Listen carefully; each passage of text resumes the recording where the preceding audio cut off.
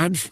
V. Joy, born May 10, 1965, is a member of 15th Kerala Legislative Assembly. He represents Varkala constituency. He defeated BRM Shefeer by 17,821 votes in his second term. He is State Committee member of Communist Party of India Marxist, Kerala, Chirayinkeezhu Sreechithira Vilasam school leader, Chempazhanthi SN College University Union Councilor, University of Kerala Union Executive Member, Senate Member, SFI District President, District Secretary, DYFI District Vice President, proved excellence in performance, contested the Grama Panchayat of Azhoor twice and became the President twice. He then contested the Chirayinkeezhu Block Panchayat and was elected President, later member of the Thiruvananthapuram District Panchayat. He is currently the State President of the Kerala Primary Cooperative Societies Association. He has been a member of the Board of Directors of the District Co-operative Bank and Vice President of the State Co-operative Bank, Kumaranasan Memorial Governing Board Member,